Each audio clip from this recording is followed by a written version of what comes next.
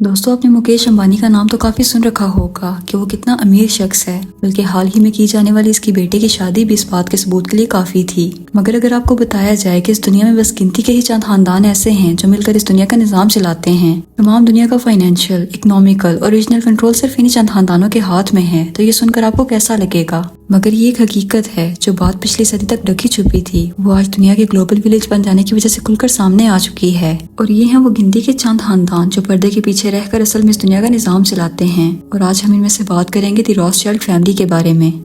दोस्तों, ये एक रियल लाइफ इल्यूमिनाती फैमिली है जिसके बारे में कहा जाता है कि ये फैमिली चाहे तो एक झटके में वर्ल्ड बैंक को खरीद सकती है।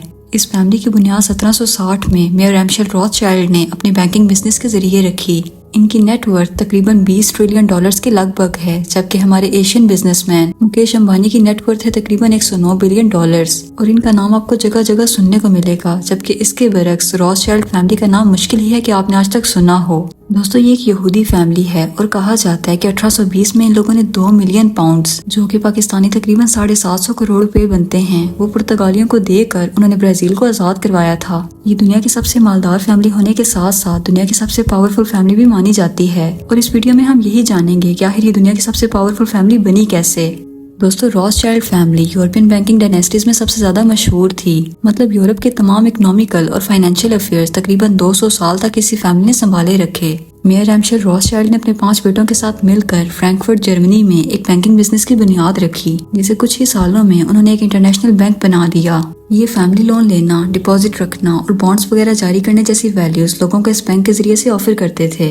1820 में इन 5 भाइयों ने मिलकर ये फैसला किया कि वो अपने इस बैंक को एक इंटरनेशनल लेवल पर लेकर जाना चाहते हैं। और इस काम के लिए उन्होंने दुनिया के 4 अमीर तरीन और सबसे मशहूर तरीन शहरों का इंतखाब किया, जिनमें लंदन, पेरिस, वियना और नेपल्स शामिल थे, जहाँ उन्होंने अपने बैंकिंग हाउस एस्टैब्लिश किए।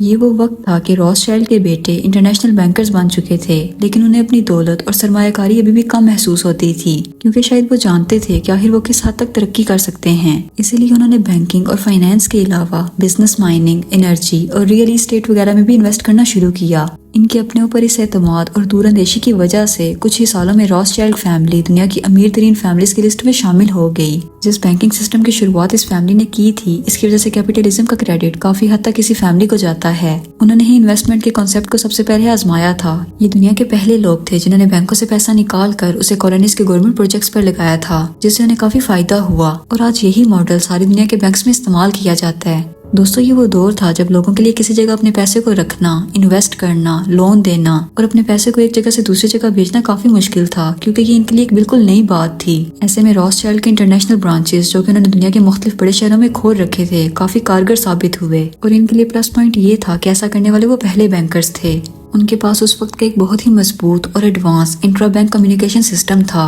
मगर दोस्तों, रॉथस्चाइल्ड फैमिली का जिक्र अगर आज भी किया जाए तो इनको बजाय अमीर तरीन लोगों के लिस्ट में डालने के, इनका तज़किरा ऐसे लोगों के साथ किया जाता है जो डायरेक्टली या फिर इनडायरेक्टली इंसानी हिस्ट्री में इन्वॉल्व रहे हों। अब यहाँ एक बात का शाहिद तो एक अनपढ़ बंदा भी बन सकता है कि जब एक इंसान के पास मालो दौलत आ जाए तो इसकी कोशिश होती है कि वो अपने इर्द गिर्द के मामलात को अपनी मर्जी से चलाए। इसी तरह फिर अगर एक शख्स के पास पूरी दुनिया की दौलत इकट्ठी होने लगे तो इसकी भी पहली कोशिश यही होगी कि इस दुनिया का निजाम ही हर मुमकिन हद तक इसकी मर्जी से चले। और ऐसा ही कुछ रॉथस्चाइल्ड फैमिली भी करने लगी। इस बात का अंदाजा आप यहाँ से लगा लें कि 18वीं सदी में उन्होंने ही अफ्रीका की कॉलोनाइजेशन के लिए पैसा खर्च किया था।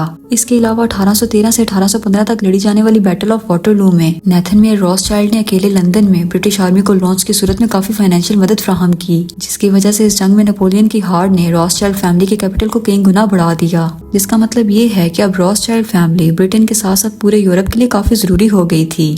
कहा जाता है कि बैटल ऑफ वाटरलू में जब नेपोलियन ब्रिटेन से हार गए तो ये खबर ब्रिटिश गवर्नमेंट तक पहुंचने से पहले रॉथस्चाइल्ड फैमिली तक पहुंच गई और उन्होंने रातों रात इस बात का फायदा उठाते हुए अपने शेयर्स ब्रिटानिया में बेचना शुरू कर दिए। ये देखकर लोगों को लगा कि शायद ब्रिटानिया ये जंग हार चुका है। इसी वजह से रॉथस्चाइल्ड को देखते हुए बाकी लोग भी अपने शेयर सस्ते दामों में बेचने लगे। और अंदर कहानी बात ये थी कि इन लोगों से वो तमाम शेयर खरीदने वाले रॉथस्चाइल्ड फैमिली के ही लोग थे। अब जब ब्रिटिश आर्मी के जीतने की खबर बरतानिया तक पहुंचती है तो लोग अपने बेचे हुए शेयर्स खरीदने के लिए वापस दौड़े, मगर अब वो शेयर्स महंगे हो चुके थे। और इस तरह सस्ते खरीदे हुए शेयर महंगे दामों में बेचकर इस फैमिली ने बेइंतहा प्रॉफिट कमाया। इस हिस्टोरिक इवेंट के बाद रॉथस्चाइल्ड फैमिली की इन्वॉल्वमेंट और भी कई तारीखी इवेंट्स में देखने को मिली, मगर इस फैमिली का सबसे बड़ा रोल वर्ल्ड वॉर 1 के दौरान माना जाता है। इंडस्ट्रियल रेवोल्यूशन के दौरान रॉथस्चाइल्ड फैमिली पहले से ही वेपन्स और वॉर इक्विपमेंट्स के सेक्टर में इन्वेस्ट कर चुकी थी, जिसका बेइंतहा फायदा उन्हें वर्ल्ड वॉर 1 के दौरान हुआ। इन लोगों ने इस दौरान दोनों जानिब के ममालिक यानी सेंट्रल पावर्स और एलाइड नेशन सभी को वॉर इक्विपमेंट और मेडिकल सामान बेचकर खूब पैसा कमाया। अगर किसी कॉन्स्पिरेसी थ्योरी की बात करें तो कहा जाता है कि रॉथस्चाइल्ड फैमिली ने ही कुछ ऐसे हालात क्रिएट किए कि नौबत वर्ल्ड वॉर 1 तक जा पहुंची, जिसका फिर इन लोगों ने खूब फायदा उठाया। वर्ल्ड वॉर 2 की अगर बात की जाए तो वो शुरू करने में या इसके होने में बेशक इनका कुछ अमल दखल न था, मगर सिर्फ उस वॉर के होने से ही इनके कारोबार को अच्छा खासा फायदा हुआ। मगर कहा जाता है कि वर्ल्ड वॉर 2 में पहले अमेरिका डायरेक्ट इस जंग में इन्वॉल्व नहीं था, जिसकी वजह से जंग का लेवल कुछ बहुत ज्यादा बढ़ नहीं रहा था और ये बात रॉथस्चाइल्ड के लिए कोई खासा फायदा नहीं दे रही थी। इसलिए अमेरिका को इस जंग में शामिल करने के लिए रॉथस्चाइल्ड ने ही जापान की मदद की कि वो पर्ल हार्बर पर हमला करे, जिसके बाद अमेरिका खुद इस जंग में कूद पड़ा। इन आलमी जंगों में नुकसान तो पूरी दुनिया को उठाना पड़ा, मगर सबसे ज्यादा फायदा सिर्फ एक ही फैमिली को हुआ और वो थी रॉथस्चाइल्ड। दोस्तों, आलमी जंगों के बाद भी इस फैमिली ने हालात से फायदा उठाते हुए हारे हुए मुल्कों को भारी सूद पर कर्जा दिया और जीते हुए मुल्कों में डेवलपमेंट के नाम पर अच्छा खासा पैसा इन्वेस्ट किया। आप इस बात का अंदाजा यहाँ से लगा लें कि जरूरत पड़ने पर बरतानिया की गवर्नमेंट ने रॉथस्चाइल्ड फैमिली से ही लोन लिया। स्विस कैनाल, जो कि दुनिया भर की तिजारत का एक वाहिद इंटरनेशनल ट्रेड रूट है, इसमें सबसे बड़ी शेयर होल्डर यही रॉथस्चाइल्ड फैमिली है। साल 2014 और 15 में जब आइवरी कोस्ट और कैमरून इकोनॉमिक क्राइसिस से गुजर रहे थे, तब रॉथस्चाइल्ड फैमिली ने ही इन मुल्कों में इन्वेस्ट करके उन्हें इंटरनेशनल मार्केट में वापस बहाल किया। दोस्तों, अब अगर इस फैमिली की प्रॉपर्टी की बात की जाए तो आज वो टोटल 400 बिलियन डॉलर्स की बताई जाती है, जिसमें इनके पास तमाम दुनिया में 1800 से ज्यादा रॉयल मैंशन, 100 से ज्यादा प्राइवेट जेट्स और दुनिया भर की तमाम कंपनीज में शेयर्स मौजूद हैं। यही नहीं बल्कि दुनिया के top stock marketers New York stock exchange, Tokyo stock exchange और लंदन स्टॉक एक्सचेंज में लार्ज शेयर्स भी इन्हीं के हैं। इनकी लिक्विड प्रॉपर्टी की अगर बात की जाए तो ये डॉलर्स, येन्स और यूरोज में सेव्ड है। ये लोग लाइमलाइट लाइफ से बहुत दूर एक अंडरग्राउंड जिंदगी गुजारना पसंद करते हैं, इसलिए आपने इनको कभी किसी मीडिया चैनल या सोशल मीडिया प्लेटफॉर्म पे नहीं देखा होगा। आप कह सकते हैं कि रॉथस्चाइल्ड फैमिली आज इस बढ़ती हुई ग्लैमरस दुनिया से हटकर एक शैडो ऑर्गेनाइजेशन के तौर पर काम करना पसंद करते हैं, क्योंकि उन्हें दुनिया वालों को कुछ भी दिखाने या बताने की जरूरत नहीं, क्योंकि वो जानते हैं कि वो प्रैक्टिकली क्या कुछ कर सकते हैं।